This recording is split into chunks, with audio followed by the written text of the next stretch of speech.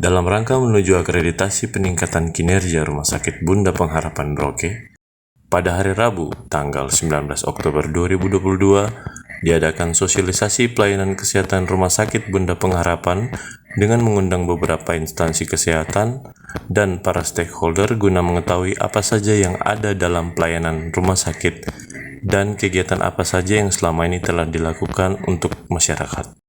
Banyak terima kasih karena telah menanggapi undangan kami untuk bersama-sama pada hari ini kita akan melakukan sosialisasi pelayanan kesehatan di Rumah Sakit Bunda Pengharapan saat ini. Untuk memenuhi persyaratan, salah satu persyaratan akreditasi adalah harus diketahui oleh masyarakat dan juga pimpinan-pimpinan instansi kesehatan mengenai pelayanan rumah sakit, supaya rumah sakit kami ini dikenal dan orang bisa memberikan tanggapan.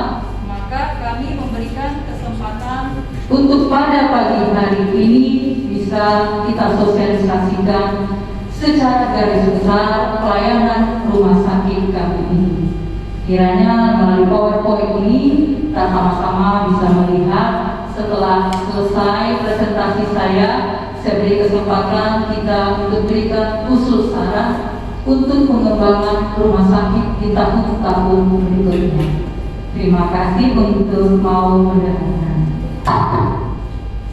Tahun 1990-an, Medan di Merauke tidak segitu gampang bisa diterima. Maka tanggal 8 Oktober 2000, Suster Clara dan Suster Marieta, mereka adalah orang pertama memulai misi untuk membuka pelayanan ini yang diutus oleh pimpinan kongregasi kami tiba di Merauke, sehingga mereka mempersiapkan kurang lebih 1 tahun bersama dengan orang-orang yang sangat mendukung pengembangan pelayanan kesehatan, khususnya para dokter dan juga kepala dinas kesehatan pada saat itu Dr. Yosef. Dan kemudian tanggal 3 Februari 2001 resmi rumah sakit ini dibuka, sebelumnya bernama klinik, belum menjadi sebuah rumah sakit. Klinik ini masih dalam ukuran sangat sederhana, 2-3 ruangan dibangun, kemudian dia mulai berkembang selama 1 tahun menjadi sebuah rumah sakit. Sehingga tanggal 9 2000 jadi sebuah rumah sakit. Ya, tahun-tahun dulu kriteria rumah sakit kan tidak, rumah sakit itu harus begini, aturan. Selama dia bisa kondisinya bisa memenuhi syarat untuk menjadi sebuah fasilitas, maka kami dilayakkan menjadi sebuah rumah sakit. Kemudian seperti yang tadi disampaikan oleh Suster Clara, maka kami harus relokasi karena kepemilikan tanah yang sebelumnya itu adalah milik keuskupan, karena harus dikembalikan kepada pemilik, kami relokasi. Dan tanah ini sekarang menjadi milik yayasan. Dan terjadi peletakan batu pertama pada saat itu adalah Bapak Romanus yang menjabat sebagai bupati. Dalam perjalanannya, rumah sakit mulai dibuka pelayanannya, diresmikan dulu tanggal 25 Maret 2019 oleh Monsinyur Nicholas Adi Saputra. Dia relokasi resmi tanggal 27 Mei 2019. Jadi pindah rumah sakit ini. Sebelumnya ada di Kelapa Lima, pindah ke sini tanggal 27 Mei. Dan dalam 1 bulan kami harus akreditasi. Mempersiapkan akreditasi, maaf ini tanggal bulannya salah, tanggal 23 sampai 26 Juni. Tanpa persiapan yang cukup, rumah sakit bersyukur diberi bintang dasar. Bintangnya ada 2, untuk memotivasi kami untuk menjadi lebih baik. Adapun perjalanan rumah sakit dari tahun ke tahun, pada saat pindah ke sini, di tengah tahun 2019, itu orang belum mengenal rumah sakit ini. Orang tidak tahu, rasanya terlalu jauh, jaraknya tidak ada transportasi, bahkan dokter-dokter spesialis malas datang ke sini. Waktu itu kita rasa sangat sepi, rasa tidak ada harapan memulai karya di sini. Tuhan itu baik dan dia merasa bahwa ini memang layak untuk menjadi tempat pelayanan kesehatan. Terjadilah pandemi ini, ada hal yang positifnya untuk kami. SK Bupati menempatkan rumah sakit sebagai rumah sakit non-COVID. Sehingga pada Maret 2022, rumah sakit sudah mulai menerima pasien-pasien. Tanggal 23 Maret sampai 30 September 2021, terjadi peningkatan, jumlah pelayanannya meningkat, SDM-nya meningkat, sarana dan prasarana juga mulai bertambah. Banyak komplain, banyak ketidakpuasan, kami mulai membenahi, oh ternyata harus begini, oh harusnya begini. Jadi selalu ada perbaikan, hampir hari-hari kita melakukan perbaikan-perbaikan, yang akhirnya hingga saat ini masih kita perlu benahi. Di Oktober 2021 sampai sekarang, jumlah pasien yang kita layani semakin meningkat. Adapun visi dan misi rumah sakit kami, seperti tadi yang disampaikan oleh Suster Clara sebagai Ketua Yayasan, kami punya kerinduan supaya ke depannya rumah sakit ini menjadi rumah sakit pilihan utama bagi semua kalangan, tanpa membeda-bedakan. Bagaimana orang merasa bahwa rumah sakit ini bisa menjadi salah satu rumah sakit yang membuat orang merasa nyaman. Mimpi kami itu bisa terwujud apabila kami memberikan pelayanan kesehatan yang berkualitas. Kualitas dalam SDM, kualitas dalam fasilitas, kualitas dalam sarana dan prasarana. Mimpi kami juga kami harus memberikan pelayanan yang cepat. Yang membuat orang banyak komplain di banyak fasilitas kesehatan adalah keterlambatan menjawab kebutuhan. Jadi kita punya mimpi, dan itu dari hari ke hari kami perjuangkan adalah memberikan pelayanan yang cepat, tepat. Banyak kali kita berikan pelayanan tidak tepat sasaran, maka hari ini kami punya kerinduan. Sebenarnya pelayanan ke depan itu baiknya seperti apa? Itu yang kami kita bersama-sama hadir di sini untuk melihat bersama bagaimana pelayanan kesehatan itu harusnya tepat juga pada masyarakat dan informatif dengan semangat cinta kasih. Artinya sebuah pelayanan kesehatan harus diketahui oleh khalayak ramai. Sehingga mereka tahu, oh di rumah sakit Bunda itu informasinya ada dokter ini, ada pelayanan ini, ada kelas ini, ada ruangan ini, ada yang ini, yang ini. Nah itulah menjadi misi kami dengan semangat cinta kasih. Lalu yang menjadi misi kedua adalah menciptakan lingkungan rumah sakit ini supaya aman dan nyaman. Sehingga pasien bisa betah. Orang datang ke sini merasa at home. Tidak merasa datang udah dengan beban sakitnya, tapi lingkungan kurang mendukung. Nah, yang itu yang membuat kami harus berjuang supaya menjadi rumah sakit pilihan. Moto kami yang sampai sekarang kami perjuangkan adalah kasih yang menyembuhkan. Ini adalah struktur organisasi kami. Saat ini saya menjabat sebagai direktur. Di bawah saya ada dua, yaitu Kepala Bidang Pelayanan yang tadi jadi MC adalah Dr. Tria, dan Kepala Bidang Keuangan, SDM dan Umum adalah Suster Maria Clara, sekaligus dia sebagai Ketua Yayasan kami. Adapun pelayanan di rumah sakit ini, kami ada pelayanan gawat darurat 24 jam, pelayanan rawat jalan, ada poli anak, objin, bedah, penyakit dalam, ada poli paru, saraf, imunisasi, dan ortopedi. Ada juga pelayanan mata, di mana kami ada MOU dengan Rumah Sakit Dian Harapan dan Perdami. Perdami adalah Persatuan Dokter Mata Indonesia. Setiap 4 bulan akan ada pelayanan mata. Mengingat bahwa di Merauke kita belum memiliki dokter mata, dan rumah sakit ini menangkap ini sebagai suatu unggulan dalam pelayanan kami di tahun berikutnya. Pelayanan rawat jalan. Pelayanan rawat jalan kami ada 12 dokter umum dan ada 2 dokter spesialis penyakit dalam yang bekerja saat ini adalah Dr. Sri dan Dr. Andris. Dokter full timer kami adalah Dr. Andris. Ada 2 dokter spesialis kandungan, Dr. Haryati dan Dr. Arthur, bergantian setiap hari selalu ada. Kemudian ada dokter bedah umumnya, ada Dr. Billy dan Dr. Agus, di mana dokter full timer kami adalah Dr. Agus. Dan dokter anak saat ini yang bekerja di sini adalah dokter mitra kami, Dr. Hans. Dokter spesialis yang mendukung lainnya ada Dr. Hendra sebagai dokter paru, dokter saraf kami, Dr. Elizabeth, dokter anestesi kami, Dr. Melina, dokter patologi klinik, Dr. Milka, dokter radiologi, Dr. Radus, dokter ortopedi, dokter dental, dan sekarang adalah dokter gizi yang baru bergabung bersama kami, dokter Aprinan.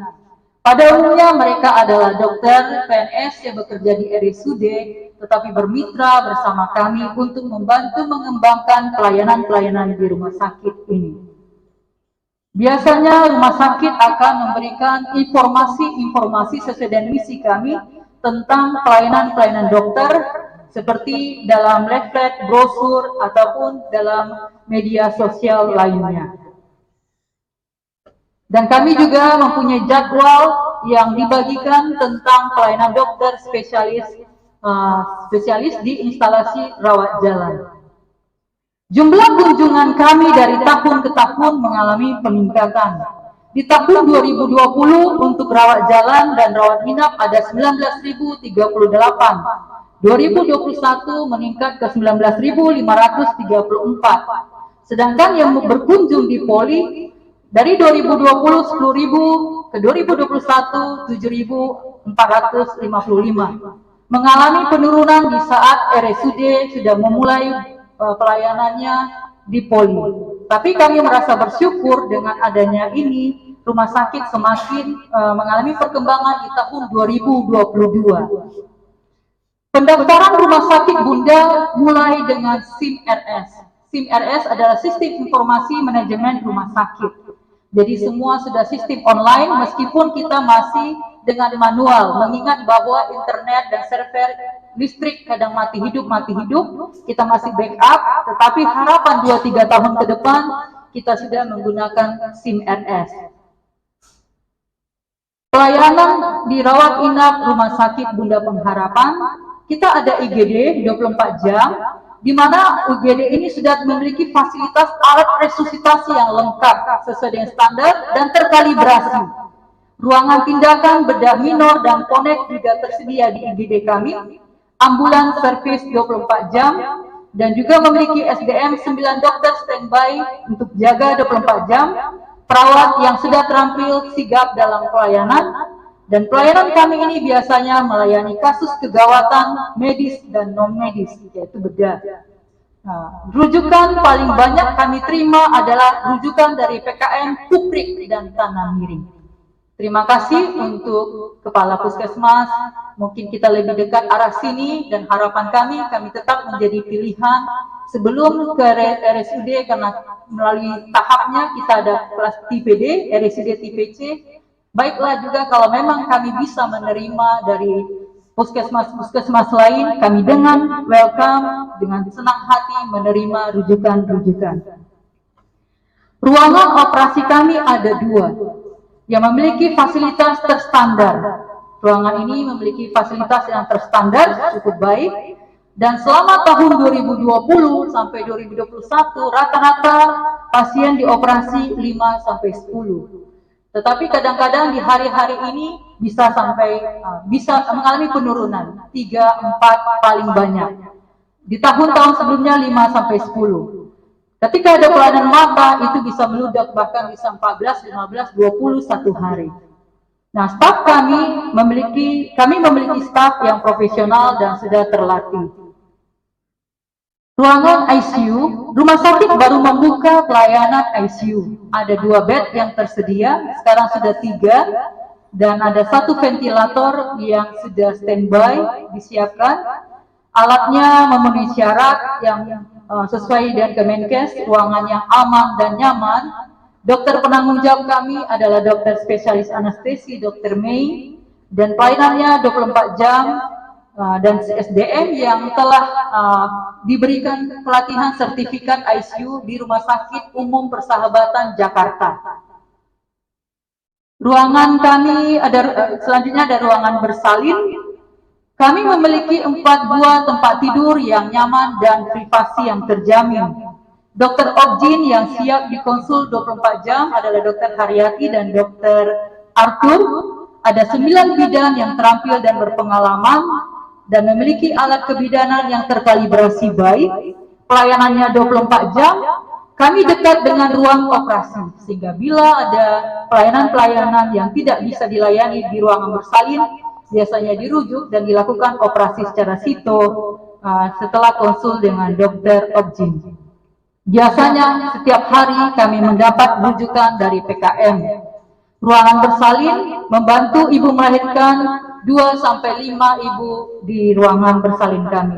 Dengan persalinan yang sebenarnya per tahun 2020 ada 947, 2021 970 ibu. Selanjutnya kami memiliki ruangan perinatal. Ruangan perinatal ini kami memiliki 4 buah inkubator. Infamormer, 1 buah infamormer yang tujuannya menghangatkan bayi, yang khususnya prematur. Memiliki lampu sinar biru untuk bayi-bayi bermasalah karena sakit kuning.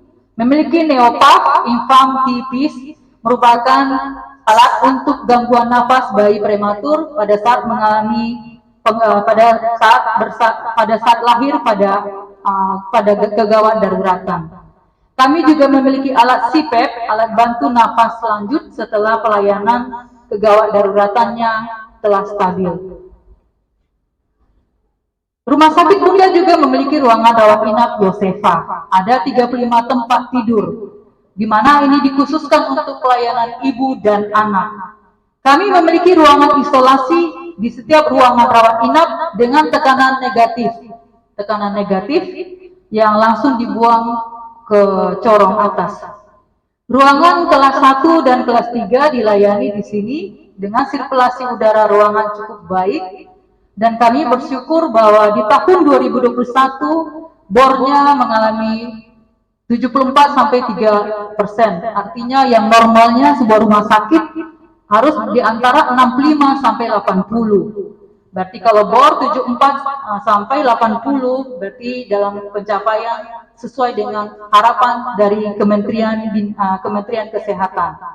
Di tahun 2020 kita mencapai 3.565 pasien, di 2021 3.273 pasien.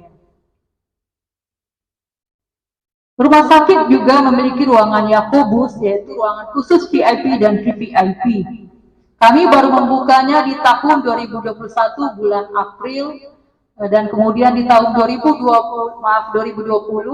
kemudian di tahun 2021 sejak COVID kita pernah tutup selama 4 bulan, sehingga jumlah pasien saat itu tidak stabil. Tetapi dari hari ke hari jumlah pasien minimal 2 atau 3 pasien kami rawat di VIP. Ruangan inap Gabriel, ruangan ini khusus untuk bedah, penyakit dalam, paru, saraf, dan ortopedi, terdiri dari kelas 1 sampai kelas 3, ada 40 tempat tidur yang tersedia. Pada saat terjadi COVID, kita mencapai bor 67,2%. Tetapi setelah itu, karena banyak screening, kita mulai stabil di tahun 2021, bor kita 45,2%. Jadi kami masih berjuang untuk memenuhi, seharusnya sebuah rumah sakit harus bisa mencapai 65%. Rumah sakit ini juga memiliki penunjang medis, laboratorium, radiologi, rekam medis, gizi klinik, dan farmasi. Laboratorium kami memiliki standar dan akurasinya dengan analisa yang profesional. Jadi ada informasi yang kami berikan, pelayanannya apa saja, dan alat-alatnya setiap tahun dikalibrasi dari vendor. Juga memiliki ruangan radiologi, ada 2 USG di rumah sakit ini, 1 USG yang dipakai oleh Dr. Objin, 1 USG dipakai oleh dokter radiologi. Tahun 2021 di saat pandemi, 2020 dan 2021 di saat pandemi, USG abdomen dibatasi. Jadi para dokter membatasi sehingga totalnya hanya 276, ronsen 1070. Tetapi dalam perjalanan, dalam tahun 2022 terjadi peningkatan. Ruangan farmasi kami tertata dengan baik dan selalu diperiksa setiap bulan oleh Balai POM, dan obat-obatan yang kami beli dari perusahaan resmi, sehingga setiap kali kita mau beli obat kita minta surat jaminan keaslian produk, jangan sampai kita dapat obat-obat yang KW. Itu merupakan salah satu mutu dari rumah sakit ini. Sarana dan prasarana yang ada yang bisa mendukung pelaksanaannya ada CCTV, ada APAR dan hidran, ada insinerator yang sedang kami proses izinnya. Kami memiliki gedung dan parkir yang sedikit lebih baik. Perkembangan rumah sakit dari tahun ke tahun dalam 3 tahun ini adalah pemenuhan alkes. Banyak alat kesehatan yang dipenuhi dari tahun 2020 sampai 2022 yang diupayakan untuk mendukung pelayanan kami. Lalu juga kami perlu meningkatkan mutu sumber daya dengan meningkatkan kesejahteraan karyawan dan pendidikan. Hampir tiap bulan ada diklat, pelatihan-pelatihan yang saat ini kita rasa banyak yang perlu kita kembangkan dalam diri setiap profesi yang ada di rumah sakit. Lingkungan rumah sakit kami upayakan untuk menciptakan lingkungan yang aman, bersih, dan nyaman, meskipun kadang-kadang masih banyak yang belum dipenuhi. Para dokter dan seluruh staf medis yang bekerja memiliki STR dan SIP. Rumah sakit mulai menggunakan SIMRS untuk pelayanan mulai dari front office sampai ke back office.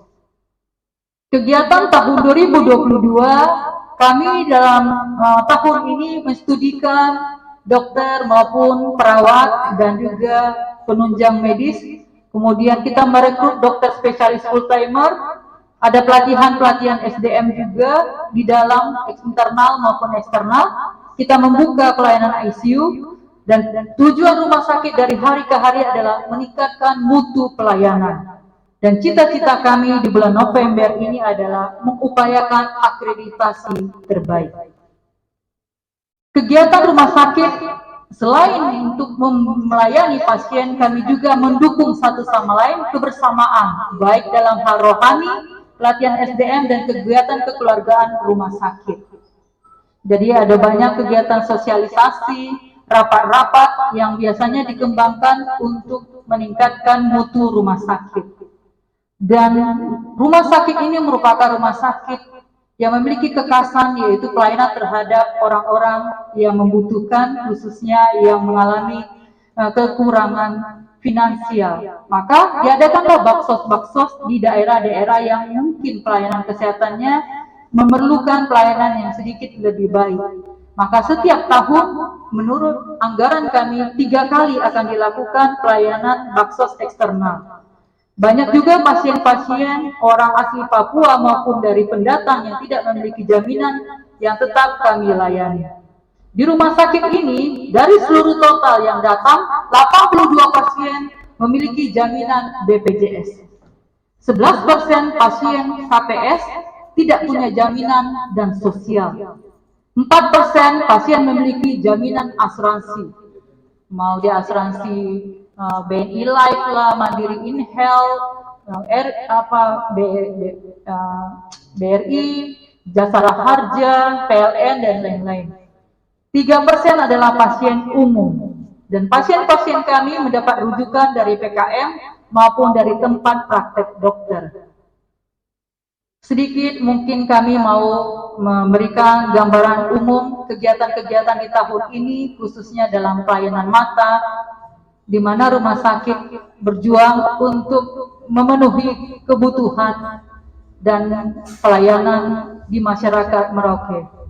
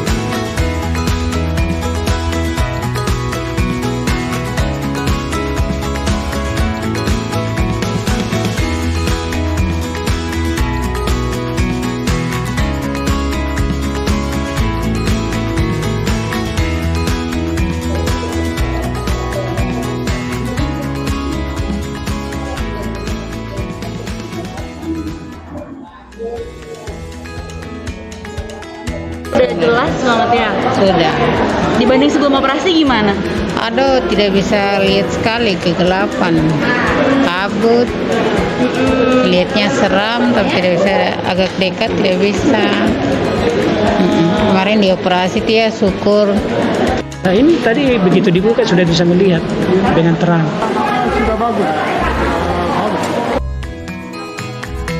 Terakhir kali kami lakukan di bulan Juli. Sebenarnya pelayanan mata berikutnya di bulan Oktober, tetapi mengingat kami perlu persiapan untuk akreditasi, kemungkinan kami tunda sampai Desember.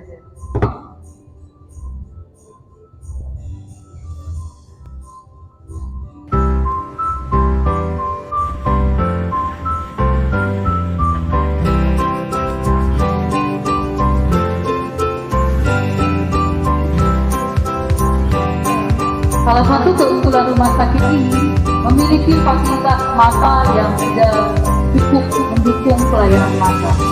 Jadi kita sudah ada alat-alatnya, termasuk mikroskop mata untuk operasi mata. Rumah sakit juga sudah siap.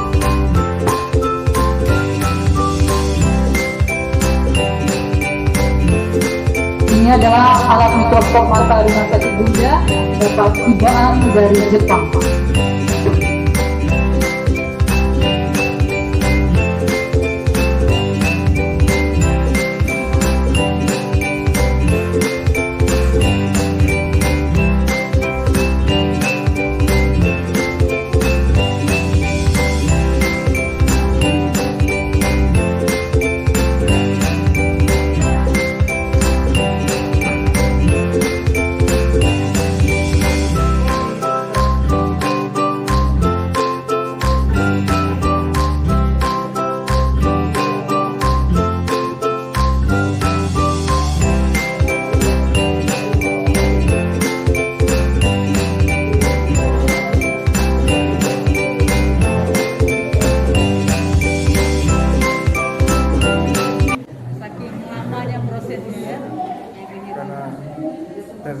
terhalang dengan gula ya.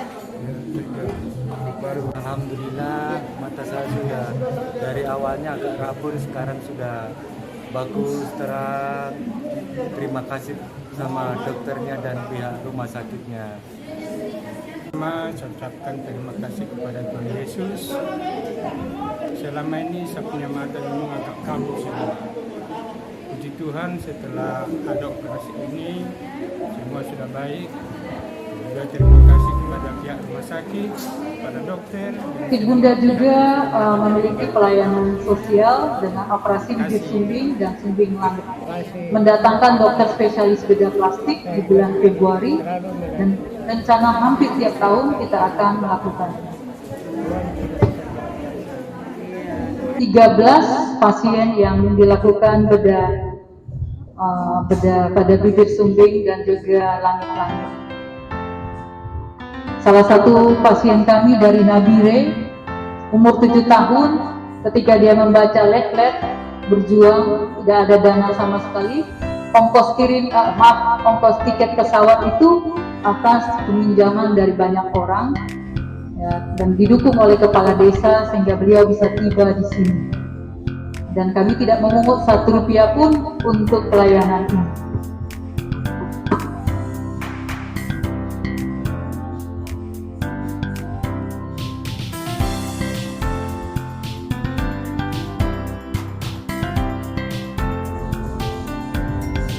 Pada saat ada perayaan-perayaan, karena ini rumah sakit Katolik, maka kami biasanya memberikan, tim pastor rakyat memberikan pelayanan komuni kudus untuk beragama Katolik. Dan untuk pasien-pasien lain, biasanya kami memberikan bantuan sedikit kado pada saat ada hari ulang tahun rumah sakit, perayaan-perayaan besar akan dibagi-bagikan bingkisan untuk bisa menghibur pasien-pasien yang ada di rawat inap rumah sakit Bunda Pengharapan.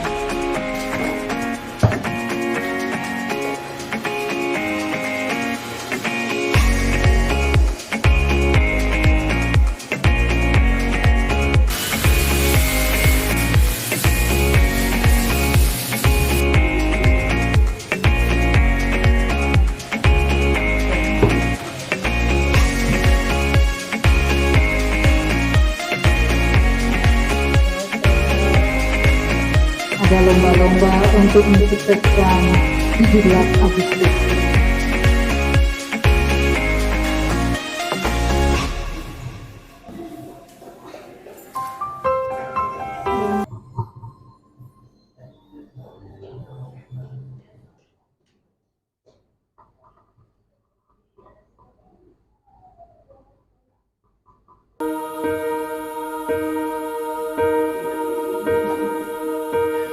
When I'm down and hold myself so weary, when troubles come. Setiap ada kegiatan kami berupaya supaya kekeluargaan, kebersamaan menjadi bagian untuk memperkuat pelayanan kami. Maka melalui perlombaan-perlombaan antar unit, sebenarnya kita mau menyatukan agar setiap orang yang bekerja di rumah sakit merasa satu keluarga. You raise me up so I can stand on mountains. You raise me up to walk on stormy sea. I am strong when I am on the shoulders. Dalam kegiatan terakhir kami ini secara eksternal. To more than I can be.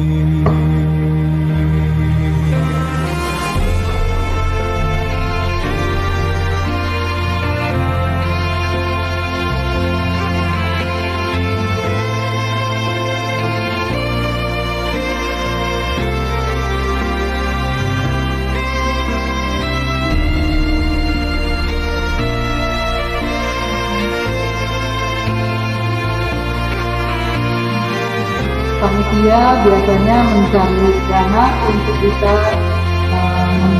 memiliki dana sedikit untuk kita bisa bagi-bagi, baik berupa obat-obatan maupun sembako kepada masyarakat di mana kampung-kampung yang akan kami kunjungi.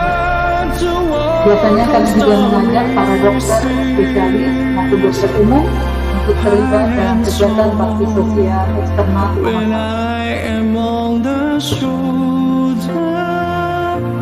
You raise me up to more than I can be.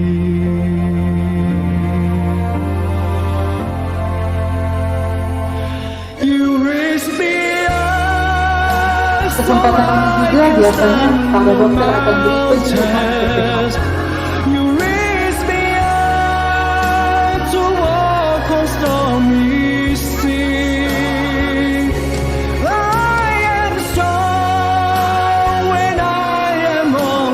Shoulders, you raise me up to more than I can be. You raise me up so I can stand on mountain. You raise. Kampung dan masyarakat Kampung Rambong mengucapkan terima kasih kepada Ibu Direktur Rumah Sakit Bunda Pengharapan dan dokter, para staf yang datang melayani kami dalam pelayanan kasih di Kampung Rambut. Terima kasih.